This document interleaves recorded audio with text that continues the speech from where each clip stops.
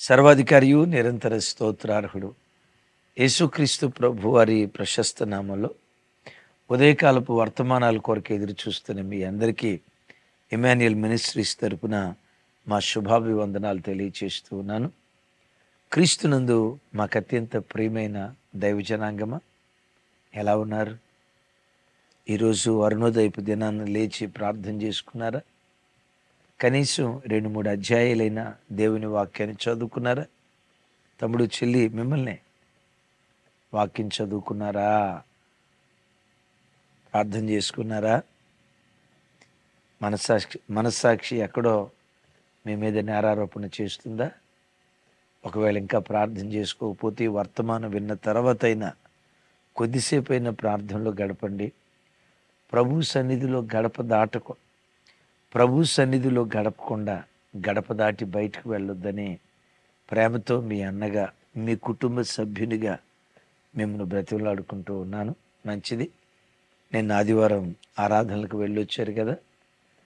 మీ దైవ సేవకులను బలపరిచి ఏ వాక్యం ద్వారా దేవుడు మీతో మాట్లాడారు కింద కామెంట్ బాక్స్లో రాయండి.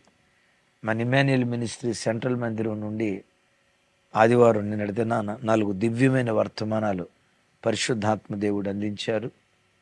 3 వర్తమానాలు అప్లోడ్ చేశాం. ఫస్ట్ సర్వీస్లో పొలములో ఉన్న ఆ ఇద్దరిలో ఒకరు ఎత్తబడ్డారు.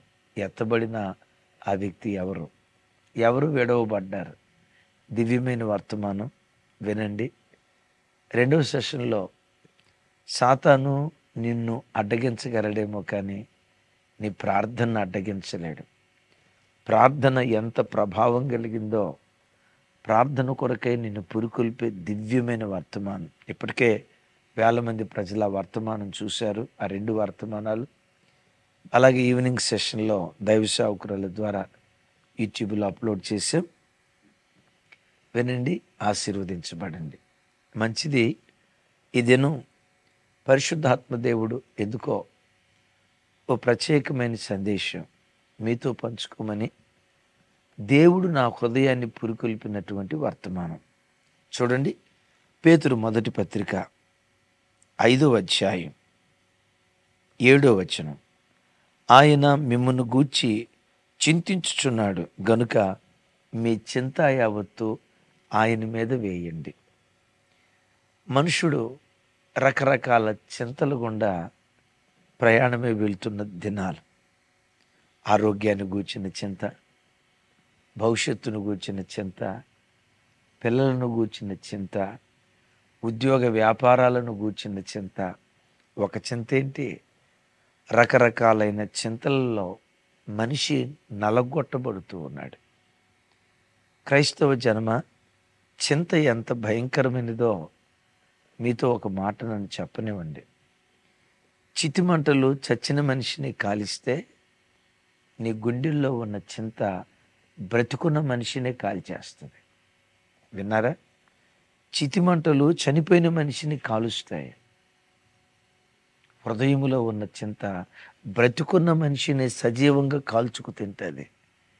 చితిమంటల కంటే నీ గుండెల్లో ఉన్న చింత చాలా భయంకరమైనది.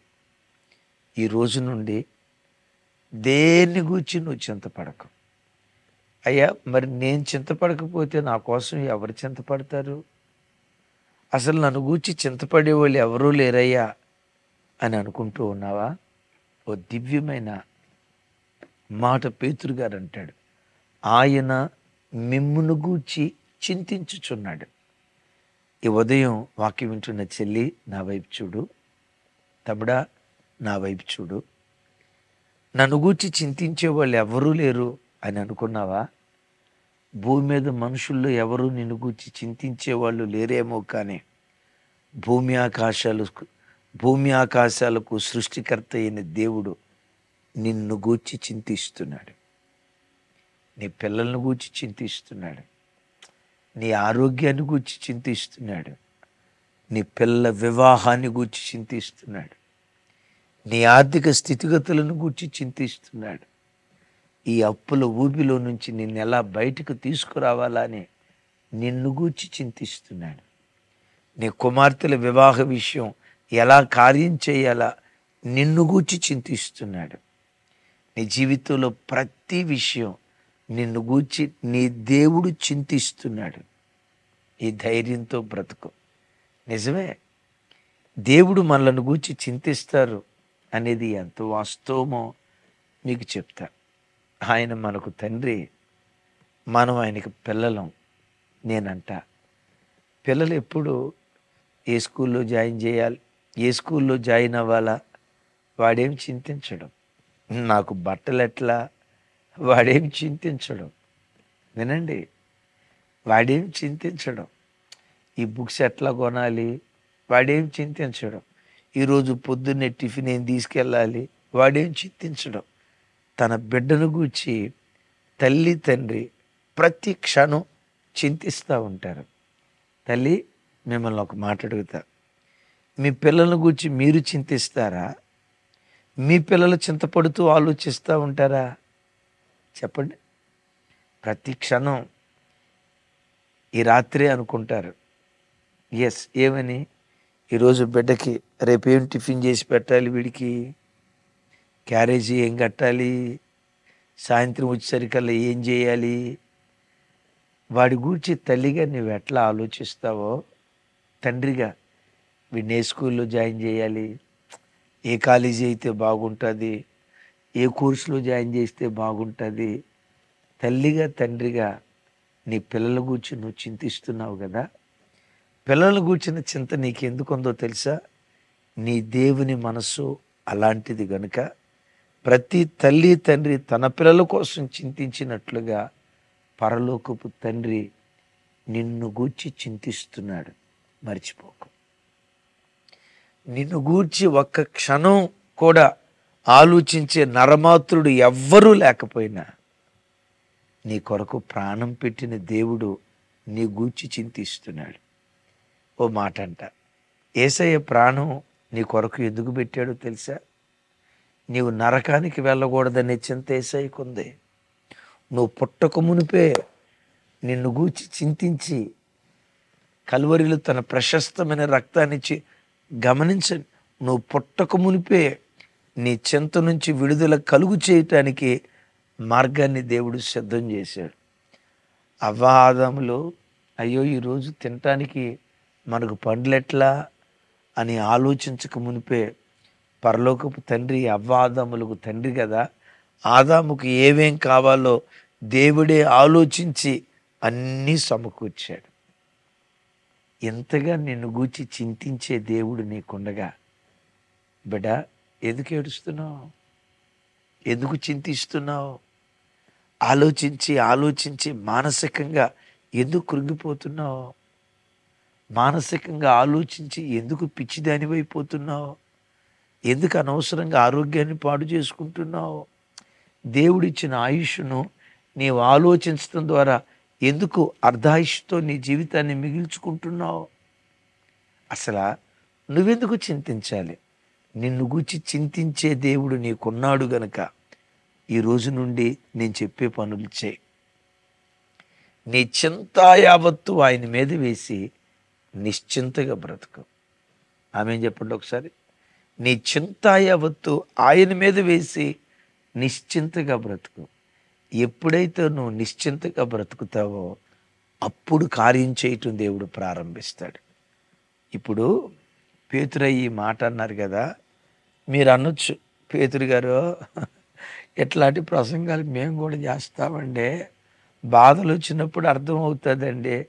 నీకేమి చింతయ్యా, నీకేం బాధలు వచ్చి ఉంటాయి, నీకేదన్నా ఎలాంటి మేము అనుభవించే ఇబ్బందులు లాంటి ఇబ్బందులు వచ్చి నువ్వు అనుభవించుంటే అప్పుడు ఈ మాట చెప్తే బాగుంటుంది అని పేతురుతో అన్నాం అనుకోండి. పేతురయ్య అంటాడు, చెల్లి తమ్ముడా, నా జీవితంలో కూడా చాలా సమస్యలు వచ్చాయి. ఈ రోజు నన్ను చెరసాల్లో వేశాడు. విన్నారా? 14 మంది సైనికులను నా చుట్టూతా ఉంచాడు. తెల్లారితే పస్కా గొర్రె పిల్లగా నన్ను చెప్పాలి, నన్ను చంపాలని ఆలోచించాడు. తెల్లారితే మరణం. ఈ వార్త నా చెవుల్లో పడింది. మరి పేతురయ్య, తెల్లారితే చనిపోతావన్న మరణ వార్త విన్న తర్వాత కాళ్ళకు చేతులకు సంకెలు వేసి చెరసాల్లో పడేసిన తర్వాత 14 మంది సైనికులు నీ చుట్టూతా ఉన్న తర్వాత ఆ రాత్రంతా చెరసాల్లో కూర్చొని గడ్డం కింద చేయి పెట్టుకొని, ఏమి రామయ్య ఆలోచిస్తున్నావు, ఇంటికి ఏ రేకులు వేద్దామని. దానిదే ఉంది, చార్మినార్ రేకులు వేయండి మన చిన్నతనంలో రేడియోలో అడ్వర్టైజ్మెంట్ వచ్చేది కదా. పేతురయ్య చెరసాల్లో కూర్చొని గడ్డం కింద చేయి పెట్టుకొని, నా బ్రతుకు ఏమైపోద్దో, నా భార్య ఏమైపోద్దో, నా కూతురు ఏమైపోద్దో, ఆ రాత్రంతా ఆలోచించి ఆలోచించి ఆరోగ్యం పాడు చేసుకున్నాడా. విచిత్రం ఏంటో తెలుసా, ఆ చెరసాలలో గాఢ నిద్రపోతున్నాడు. ఏదేని తోటలో ఆదాము నిద్ర ఏ రేంజ్లో ఉందో, ఇంకోసారి చెప్తా, ఏదేని తోటలో ఆదాము నిద్ర ఏ రేంజ్లో ఉందో, చెరసాలలో మన పేతురు గారి నిద్ర కూడా ధీటుగా ఆదాము నిద్రకు ధీటుగా ఉంది. నేనంట, ఏమయ్యా ఏమయ్యా పేతురు గారు నీకేం చింతలేదా? అరే తెల్లాడితే చంపేస్తారయ్యా నిన్ను, నీ కూతురు దిక్కులేంది అయిపోద్ది, తండ్రి లేనిది అయిపోద్ది, నీ భార్య వెధవరాలు అయిపోద్ది, ఏం చింత కూడా లేకుండా ఇంత నిబ్బరంగా ఇంత నిశ్చింతగా నువ్వు పడుకున్నావేంటి? పేతురయ్య అంటాడు, ఆయన నన్ను గూర్చి చింతించుచున్నాడు గనక, నన్ను గూర్చి చింతించే దేవుడు నాకుండగా నేనెందుకు చింతించాలి? నా చింతా యావత్తు ఆయన మీద వేసానని నిశ్చింతగా పండుకున్నాడు. అద్భుతం చెప్పమంటారా? నీ దేవుడు ఎప్పుడు పని చేయటం ప్రారంభిస్తాడంటే, తన ప్రియులు నిద్రించుచుండగా ఆయన వారికి ఇచ్చుచున్నాడు. ఎప్పుడైతే నీ చింతా యావత్తు దేవుని మీద వేసి నిశ్చింతగా నువ్వు నిద్రపోతావో, నా కొరకు చింతించే దేవుడు ఉన్నాడు, నాకేం భూమి ఆకాశాలను సృష్టించిన సృష్టికర్తే నా మీద లక్ష్యముంచి నా జీవితంలో ఏం చేయాలని నన్ను గూర్చి దేవుడు ఎంతగా ఆలోచిస్తూ ఉండగా నేనెందుకు చింతించాలని నువ్వు నిశ్చింతగా ఉంటే, తన ప్రియులు నిద్రించుచుండగా ఆయన వారికి ఇచ్చుచున్నాడని వ్రాయబడినట్లుగా పేతురు నిద్రిస్తుండగా జరిగిన అద్భుతం తెలుసు కదా. పరలోకం నుండి దేవదూత దిగి వచ్చి చెరసాలలో అడుగుపెట్టి నిద్రిస్తున్న పేతురును లేపి, అలా లేపుతూ ఉన్న తోడనే సంఖ్యలన్నీ ఊడిపోయినాయి. ఆ తలుపులు వాటంతట అవి తెరుచుకున్నాయి. చెరసాలలో ఉన్నవాడు స్వతంత్రుడిగా మారిపోయాడు. నిద్రించుచుండగానే ఈ ఈవులన్నిటినీ దేవుడు పేతురికి ఇవ్వటం ప్రారంభించాడు. తమ్ముడు, చెల్లి, ఈ రోజు నుంచి ఆలోచించడం మానే. నీ చింతా యావత్తు దేవుని మీద వేయి, నీ పనుల భారము యెహోవా మీద మోపము, అప్పుడు ఆయన నిన్ను ఆదుకొనును అని రాసి ఉంది కదా. దేని గూర్చి నువ్వు చింతపడకుండా నీ చింతా యావత్తు ఆయన మీద వేయి. నువ్వు నిద్రించుచుండగా నీకు ఈవుల్ని దేవుడు ఇవ్వటం ప్రారంభిస్తాడు. ఇదే పౌలు గారు మరో స్థలంలో అంటాడు, మీరు దేని గూర్చి చింతపడకుడు కానీ మీ చింతా యావత్తు ఆయన మీద వేసి, మీ చింత, మీ బాధ ఏదైతే ఉందో ప్రార్థన, విజ్ఞాపన, యాచన, కృతజ్ఞతాస్తుతుల ద్వారా మీ విన్నపాన్ని దేవునికి తెలియచేయండి. ఆమేన్. ఏ చింత నీ గుండెల్లో ఉందో, ఏ బాధ నీ గుండెల్లో గూడుగట్టుకొని ఉందో ఆయన సన్నిధిలో మోకరించి, దేవా నాకున్న చింత ఇదయ్యా, ఈ చిక్కుముడి విప్పవా, ఈ గందరగోళం నుంచి నాకు విడుదల దయచేవా, ఈ సమస్యల సుడిగుండంలో నుంచి నన్ను గట్టెక్కించవా అని హృదయపు లోతుల్లో ప్రార్థన ద్వారా నీ హృదయ భారాన్ని దేవుని సన్నిధిలో నువ్వు కుమ్మరించగలిగితే, నజరేయుడైన యేసు నామం పేరిట దేని కొరకు ప్రార్థిస్తున్నావో అది నీ వాకిటి దగ్గర నిలవబడేటట్లుగా దేవుడు కార్యం చేయటం ప్రారంభిస్తాడు. దేని గురించి నువ్వు చింతపడకుండా నీ గుండెల్లో ఏ చింత ఉందో ప్రార్థన ద్వారా నీ విన్నపాన్ని దేవునికి తెలియచేయి. అన్నమ్మ తల్లి సంగతి ఎరుగుదురు కదా. తన గుండెల్లో ఉన్న చింత షిలోహు మందిరంలో దేవుని సన్నిధిలో వేసింది. బైబిల్లో రాయబడిన మాట ఏంటో తెలుసా? నాట నుండి దుఃఖముఖిగా ఉండిటం మానివేశాను. ఇంటికి వెళ్ళి భోజనం చేసింది, తృప్తిగా భోజనం చేసింది. తమ్ముడు చెల్లి, తృప్తిగా భోజనం చేసి చాలా రోజులు అవుతుందా? కలిగిన బాధను బట్టి కంటార నిద్రపోయి చాలా రోజులు అవుతుందా? ఇదిగో నా మాట విను. ఈ రోజు నుండి ఉపవసించేటప్పుడు ఉపవసించు, ప్రార్థించేటప్పుడు మేలుకొని ప్రార్థన చేయి. రైట్? తతిమా సమయంలో దేవుడు నాకున్నాడనే నిశ్చింతతో కడుపు నిండా తిను, కంటార నిద్రపో. హన్నమ్మ తల్లి జీవితంలో మూయబడిన ద్వారాలు తెరిచినట్లుగా యేసు నామం పేరిట ఈ దినమే నీ జీవితంలో మూయబడిన ద్వారాలు దేవుడు తెరుచునుగాక. పిల్లల వివాహ ద్వారాలు మూయబడ్డాయా? నజరేయుడైన యేసు నామం పేరిట ఈ దినమే ఆ ద్వారాన్ని దేవుడు తెరవబోతూ ఉన్నాడు. సంతాన ద్వారం మూయబడిందా? నజరేయుడైన యేసు నామం పేరిట ఈ దినమే మూయబడిన నీ గర్భాన్ని నా దేవుడు తెరవబోతూ ఉన్నాడు. ఆ ఉద్యోగం వస్తుంది అని ఎదురు చూస్తే ఉన్నపాటున ఆ ఉద్యోగ ద్వారం మూయబడిందా? నజరేయుడైన యేసు నామం పేరిట ఏ ఉద్యోగ ద్వారం మూయబడిందో ఈ దినమే ఆ ద్వారాన్ని యేసు నామం పేరిట దేవుడు తెరుచునుగాక. హృదయమే మూయబడిందా? ఎంత దేవుని వాక్యం విన్నా స్పందించకుండా, ఎంత దేవుని వాక్యం విన్నా పరివర్తన చెందకుండా నీ పిల్లల హృదయాలు మూయబడ్డాయా? రాతి హృదయాలుగా మార్చబడ్డాయా? ఆ భర్త ఓ కరుకోటకుడుగా, కఠినుడిగా, ఎంత చెప్పినా విననొల్లని కఠినాత్ముడిగా మిగిలిపోయాడా? కట్టుకున్న భార్య హృదయమే రాతి హృదయంగా మారిపోయి హృదయాలు మూసుకుపోయాయా? నజరేయుడైన యేసు నామం పేరిట ఈ దినమే మోయబడిన ఆ రాతి హృదయాలను దేవుడు తెరుచునుగాక.